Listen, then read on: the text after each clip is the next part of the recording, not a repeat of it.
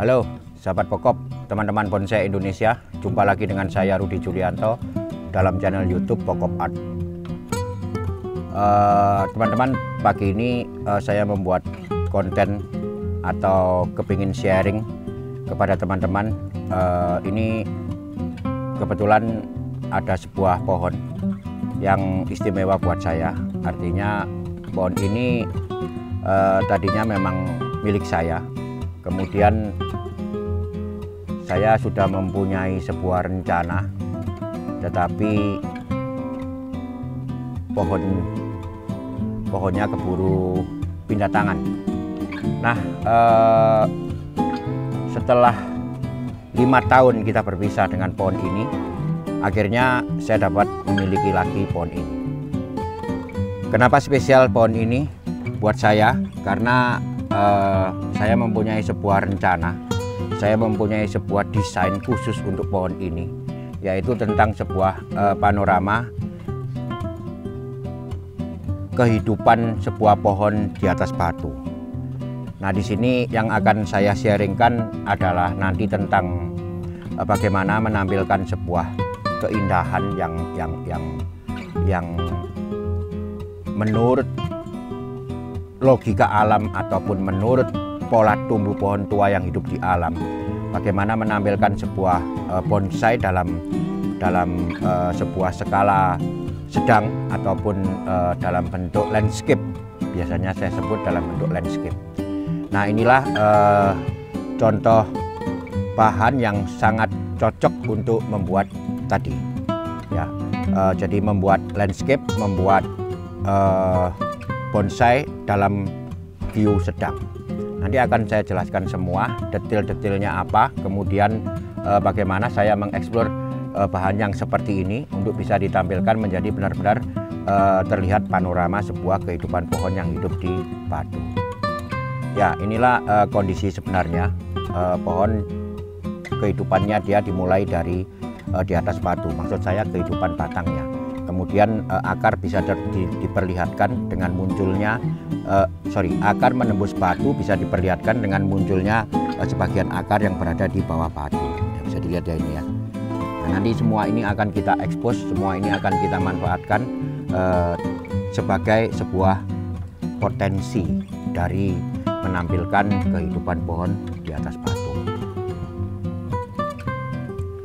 Kondisinya sangat luar biasa dari kehidupan dia di atas batu. Kemudian pergerakan batang juga sungguh luar biasa ini, sangat jelas sekali menuju ke arah mahkota. Nah, kemudian ini ada pertumbuhan yang sangat besar menuju ke bawah. Nanti akan kita apakan ini, artinya apakah kita perlu memakai sampai ke ujung ataukah cukup sampai di sini ataukah bagaimana? Nanti kita selesaikan ataupun kita cari yang terbaik untuk pohon ini. Jadi di sini juga teman-teman mungkin bisa lihat ada pertumbuhan. Di sini juga ada pertumbuhan. Pertumbuhan ini berasal dari pohon ini juga. Entah itu koneksinya di dalam akar, nanti kita perlihatkan. Saya kepingin memperlihatkan adanya koneksi. Apabila tidak ada koneksi, saya tidak akan menggunakan karena tetap dalam satu kehidupan ini yang ingin kita tampilkan adalah satu kehidupan. Meskipun nantinya berbatang banyak ataupun nantinya merupakan connecting root, kita harus tampilkan itu sehingga konsep kita menampilkan panorama yang jelas dari satu pohon. Ya, itu sebagai pembuka tentang rencana-rencana apa yang akan saya lakukan pada pohon ini. Selanjutnya saya akan langsung aja memulai dengan seperti biasa pemilihan ranting dan pemilihan cabang mana yang ingin saya butuhkan. Nah, di sini saya akan singkat saja.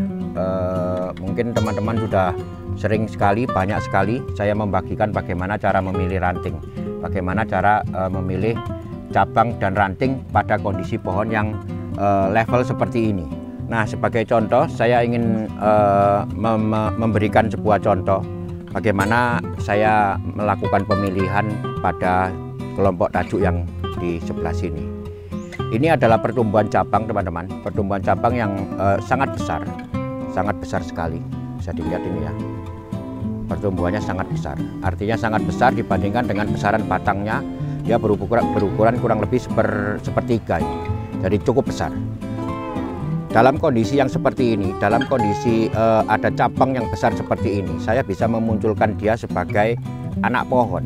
Ya, inilah konsep bonsai tropis. Sekali lagi saya terapkan bahwa cabang adalah kekuatan tumbuh. Tergantung seberapa besar cabang tersebut. Misalkan ini juga termasuk cabang. Ini adalah kekuatan tumbuh. Kekuatan tumbuh yang ingin saya hidupkan ataupun saya buat kelompok tumbuh sendiri. Nah, kelompok tumbuh sendiri ini bisa nanti berupa hanya sekedar cabang atau bisa berupa anak pohon. Anak pohon artinya berupa pohon kecil lagi yang hidup dari kehidupan kekuatan tumbuh tersebut. Misalkan ini ada yang menggantung, nantinya pasti akan saya buat sekelompok daun yang memang dengan pose batang menggantung. Nah, itulah yang nanti akan kita semua kita sharingkan. Oke, saya mulai dari ini, dari sekelompok tajuk ini ya. Jadi yang kita lakukan di sini adalah mengutamakan pertumbuhan dulu. Mengutamakan pertumbuhan dalam arti kita melihat sampai di mana perpecahan yang terjadi sekarang ini. Kita lihat apakah dia sudah mecah sampai ke level 3, artinya cabang, ini saya hitung cabang ya. Cabang, ranting, kemudian anak ranting, cucu ranting. Nah, ini sampai di mana? Kita lihat dulu. Saya akan membaca dari pertama kali ya. Ini adalah pergerakan cabang. Kemudian ada pertumbuhan yang kurang enak, ini saya buang dulu. Dari cabang ini mecah menjadi 1, 2, 3, 4. Ada 4 ranting. Cabangnya mempunyai 4 ranting. 1, 2, 3, 4. Ini kita buang dulu pertumbuhan-pertumbuhan liar agar teman-teman bisa melihat lebih jelas.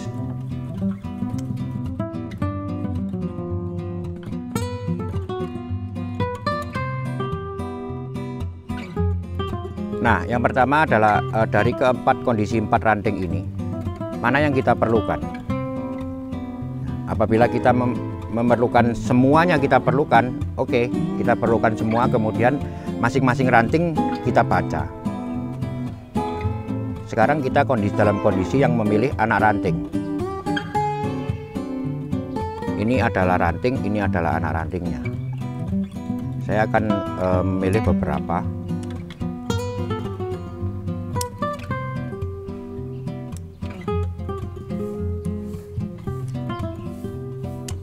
Nah, dari ranting ini saya cuma memilih 3, 1, 2, 3. Ini bukan jumlah yang harus diikuti, ini bukan jumlah yang harus selalu begitu. Ini adalah tergantung kondisi. Apabila memungkinkan kita memilih 4, kita pilih 4. Nah, jadi sekarang kita tahu bahwa percabangan ini atau pertumbuhan percabangan dari pohon ini akan kita buat maksimal pada level 3. Level 3 artinya cabang, ranting, anak ranting. Oke, ini ya. Kemudian yang kedua, saya juga akan memilih hanya beberapa saja, tidak semua.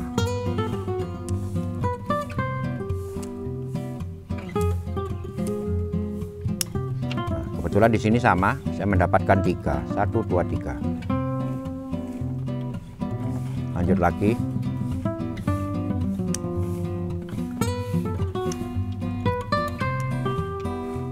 Di sini juga sama, saya dapat 3. 1, 2, 3.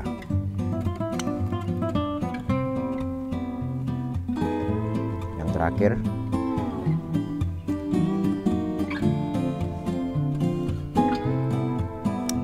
Hanya 2.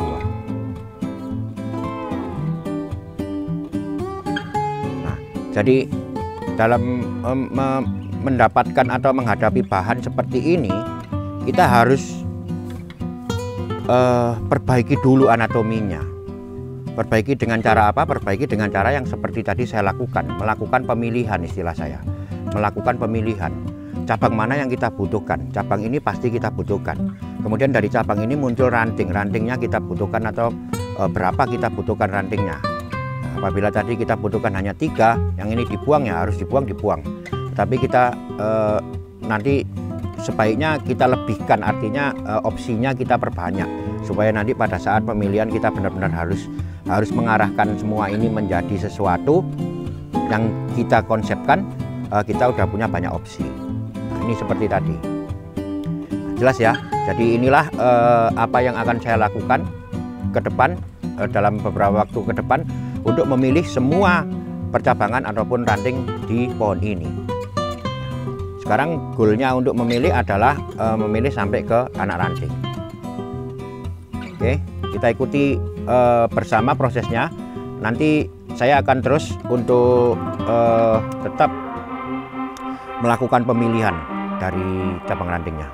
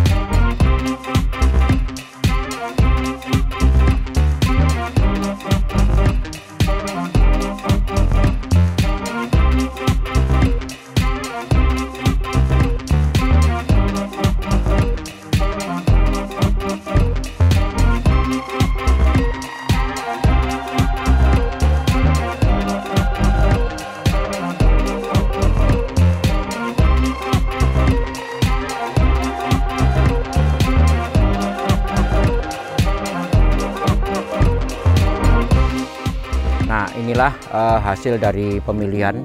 Barusan kita udah perlihatkan secara detail hasil dari pemilihan yang saya lakukan. Nah sekarang selanjutnya adalah saya akan melakukan proses pengawatan. Proses pengawatan untuk nantinya supaya bisa mengarahkan semua ranting ataupun cabang yang terpilih ini.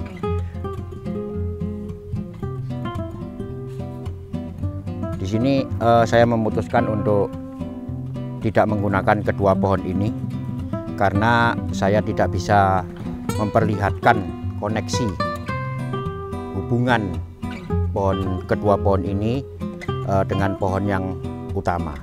Saya yakin ini adalah jenis yang sama, saya yakin ini adalah pohon yang sama, tetapi koneksinya tidak bisa saya perlihatkan. Jadi nanti akan saya putuskan untuk tidak menggunakan kedua pohon ini. Jadi murni pohon ini akan tampil sendiri di atas batu. Kemudian bagaimana dia secara dramatis hidup menjuntai ke sebelah satu sisi. Itu yang akan saya explore dari potensi yang ada. Nah inilah salah satu contoh bagaimana kita mengoptimalkan segala potensi yang ada pada sebuah bahan bonsai. Termasuk tadi harus memilih, harus menentukan di depan, di awal mana yang kita butuhkan, mana yang akan kita bisa eksplor, mana yang tidak. Apabila tidak seperti tadi, kita hilangkan dulu. Oke, kita ikuti teman-teman proses selanjutnya, yaitu proses pengawatan.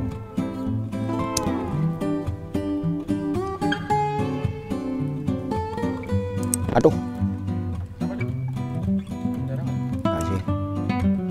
kasih. Teman-teman, ini sekedar info bahwa pohon santiki mempunyai manfaat buat manusia. Salah satunya adalah dipercaya kayu matinya apabila kita simpan, dipercaya bisa mengusir kedatangan ular. Kemudian daunnya ini bermanfaat sekali, terutama atas keracunan atau akibat gigitan ular. Jadi dioles dengan daun ini, racunnya akan terserap. Ya, seperti tadi barusan saya hampir saja kena ini pisau catok saya. Apabila terjadi pendarahan, kemudian pendarahannya nggak bisa berhenti, kita ambil 4 atau 5 daun untuk dikunyah, kemudian kita tempelkan ke luka yang darahnya nggak bisa berhenti. Dalam kurang dari 10 detik darah itu akan berhenti dengan sendirinya.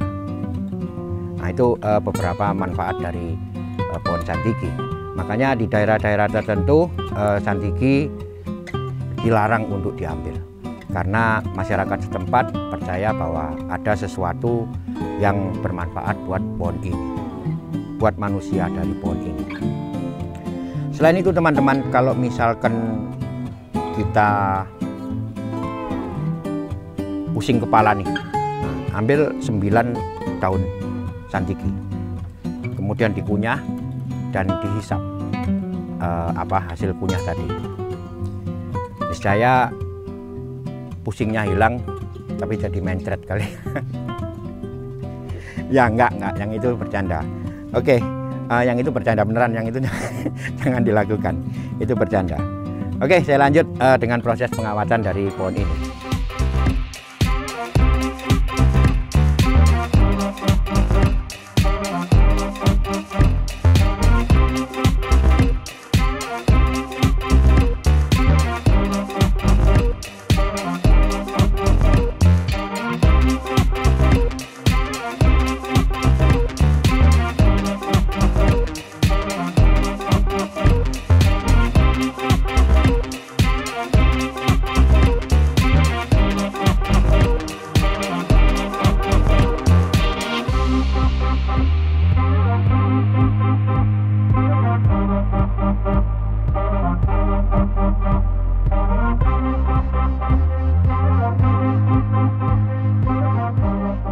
Nah, ini sudah selesai teman-teman. Saya melakukan pengawatan tadi.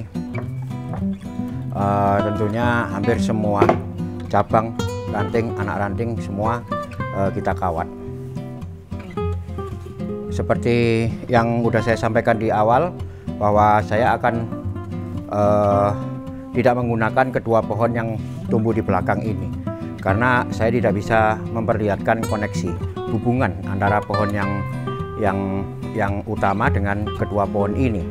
Jadi di sini membuat bonsai panorama penekanannya bukan hanya pada pohonnya saja, tetapi pada subjek lain seperti batuannya. Kemudian kalau ada misalkan tambahan pohon, itu semua kita perhitungkan untuk bisa menjadi sebuah tampilan pohon yang hidup di alam dengan kondisi yang sudah ditentukan di awal sebagai konsepnya.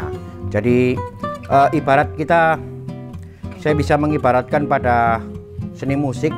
Misalkan apabila tampilan pohon tunggal adalah seorang solois bernyanyi akapela, nah di situ suaranya aja yang dinilai. Tetapi ini adalah saya tampilkan perumpamaannya di dalam dunia musik adalah sebuah band, ada vokalisnya, ada drummernya, ada gitarisnya dan lain-lain. Nah, inilah gambaran dari sebuah panorama. Apabila biasanya saya membuat bonsai grouping teman-teman, saya mengibaratkan sebagai tampilan kelompok musik atau kelompok paduan suara. Nah, itu yang dinilai adalah bagaimana suara dari sekian puluh orang berpadu menghasilkan satu nyanyian. Nah, itulah perbedaannya. Jadi bisa dimengerti ya. Jadi di sini yang saya tampilkan tidak hanya kondisi pohonnya, tetapi bagaimana kehidupan pohon ini di atas batu. Ya, termasuk dramatisnya dia hidup di atas batu bagaimana. Kemudian batuannya juga kita sajikan dengan yang terbaik. Oke. Nah, saya lanjut lagi prosesnya setelah ini adalah pengarahan. Pengarahan di mana saya sekarang sudah mempunyai banyak sekali perantingan sampai ke level 3. Level 3 artinya anak ranting, saya sudah bisa mengarahkan dan sekaligus membentuk tajuk dari anak rantingnya. Oke, kita ikuti bersama prosesnya. Nah, di sini seperti biasa saya menggunakan konsep membuat bonsai tropis. Oh ya teman-teman, sebelumnya ada sedikit yang ingin saya bagikan. Jadi pada awalnya kita melakukan penataan perantingan ini adalah dengan memperhatikan posisi dulu. Jadi posisi pohon ini apakah sudah memang betul, artinya posisi adalah batangnya. Yang pertama batangnya dulu kita perhatikan. Apakah batang ini sudah pada posisi yang memang sudah diinginkan. Saya sedikit menambahkan di sini ada penambahan peninggian karena saya menginginkan pohon ini nanti agak naik sedikit. Ya, dengan saya merubah sudutnya pot, maka otomatis di sini posisinya pohon sebenarnya udah agak naik sedikit kalau dibaca dari garis horizontal. Nah, tujuannya apa? Tujuannya adalah untuk mengangkat bagian leher ataupun kelompok mahkota ini lebih tinggi ya, supaya dia lebih menonjol. Jadi tadi agak flat, sekarang saya naikkan sedikit karena memang pada konsep yang saya anut, mahkota adalah mahkota adalah tajuk yang paling besar dan tempatnya yang paling tinggi nanti. Nah, setelah posisi kita tentukan, kita kemudian menganalisa cabangnya. Cabang, ini cabang, ini cabang, ini cabang. Nah, masing-masing cabang ini kita baca sebagai kekuatan tumbuh. Kekuatan tumbuh yang bisa ditampilkan bisa berdiri sendiri, bisa tergabung dengan pohon utama, atau bahkan bisa semi bergabung, semi berdiri sendiri. Nah, itu memang kadang-kadang kita harus jeli membaca, artinya apakah dengan kondisi yang seperti ini dia cukup untuk bisa ditampilkan sebagai cabang yang nantinya bisa berdiri sendiri sebagai anak pohon, ataukah kondisi yang seperti ini bagaimana dengan cabang yang kecil ini. Nah, itu semua nanti akan saya jelaskan. Yang pertama adalah saya membaca adanya pertumbuhan cabang di depan ini. Ini pertumbuhan cabang yang menurut saya sangat penting sekali. Karena dia fungsinya sebenarnya banyak sekali nanti dalam komposisi ini. Dia berfungsi sebagai foreground. Foreground artinya kondisi tajuk yang berada di depan. Ya. Untuk apa? Untuk menambah dimensi. Jadi apabila saya mempunyai background di belakang, kemudian yang di tengah ini adalah middle ground, maka kehadiran foreground sangat penting untuk bisa nanti memperbandingkan antara adanya depan dan adanya belakang.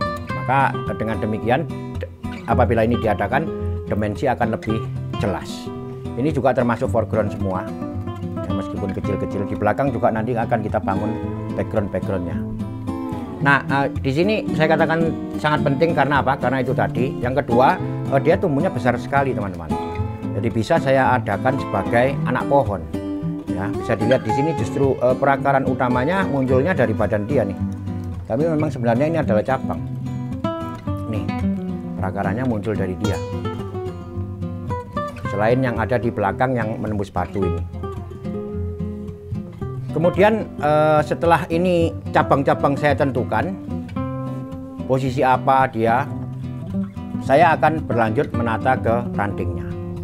Oke, tanpa berkepanjangan kita ikuti saja bagaimana saya memperbaiki batang dulu, kemudian nanti mengatur perantingan pada masing-masing kekuatan tumbuhnya.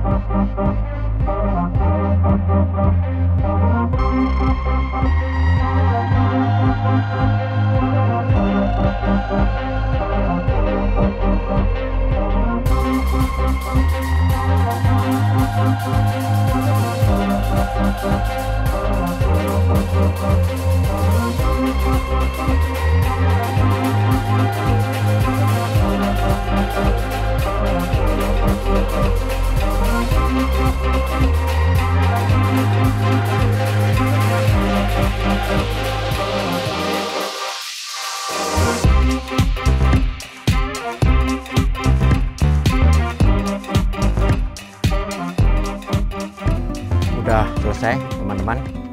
Ya, jadi inilah hasil dari pembuatan pohon ini sampai pada kerangka tajuk, yaitu ini sebenarnya sudah pada kerangka yang kedua. Kerangka yang pertama biasanya saya hanya membuat pengarahan pada cabangnya aja. Kemudian ini sudah bisa sampai ke anak ranting sekaligus membentuk kerangka tajuk. Ya. Jadi di sini tadi yang saya mempunyai tujuan untuk dibuat anak pohon, kemudian saya sediakan semi mahkota di sini. Nah, di sini sebagai cabang saya sediakan kekuatan tumbuh ataupun pembuatan tajuk sebagai kelompok kekuatan tumbuh yang berbeda. Tentunya dia hanya sebagai pengikut. Nah, dari sini kita bisa membedakan bagaimana kita menampilkan sebuah potensi karya bonsai dari bahan yang mempunyai batang tunggal ataupun batang banyak ataupun bahkan yang kondisi seperti ini. Kondisi seperti ini artinya kita bisa menampilkan sebuah objek dan subjek. Jadi ini objeknya tetap pada tanaman, kemudian subjeknya pada batuan. Nah, di sini kemudian kita akan dari kondisi seperti ini kita membuat sebuah konsep atau perencanaan. Apa yang ingin kita tampilkan? Yang ingin kita tampilkan adalah kondisi di mana sebuah pohon hidup di atas bukit katakanlah. Nah, ini pada view sedang sangat menjelaskan konsepnya pohon ini. Karena ini yang saya tampilkan sebenarnya adalah view sedang. View sedang artinya apabila kita melihat pohon dari kondisi yang dekat, maka kemungkinan batu ini akan kecil sekali dan pohonnya akan segede ini. Nah, saya tampilkan besar sekali pohonnya. Nah, jadi batunya kecil. Batu hanya sekedar batu yang hidup di bawah pohon. Tetapi apabila saya tampilkan seperti ini dengan proporsi batu besarannya kemudian pohonnya besarannya sekian, ini adalah view sedang. View sedang artinya kita masih bisa melihat kondisi pohon, kita masih bisa melihat batu sebagai bukit. Nah, kalau tadi batu hanya sebagai batu aja yang nempel di bawah akar karena pohonnya gede, sekarang batu ini berfungsi dengan batu yang sama, batu ini akan terlihat seperti bukit, ya kan? Nah, kemudian beda lagi dengan view jauh. View jauh adalah semisalkan pohon ini saya ambil, kemudian saya tanam pohon kecil-kecil sekali di sini. Kecil-kecil, mungkin cuma 5 cm paling tinggi. Nah, di situ akan menggambarkan bukit yang gede pula. Jadi batu ini bisa berubah menjadi gunung karena apa? Tertanam pohon yang kecil-kecil. Nah, artinya kita melihatnya dari jauh. Nah, bisa dipahami ya teman-teman ya. Jadi itulah perbedaan view, perbedaan menentukan skala pada membuat miniatur pohon. Jadi kalau misalkan saya ulang sekali lagi, view dekat adalah saya ibaratkan batu ini hidup di bawah pohon. Jadi pohonnya besar sekali, batunya cuma kecil. Ya, itu namanya view dekat. Kita melihat pohon dari jarak dekat, jadi pohonnya gede. Kalau view sedang adalah tampilan ini.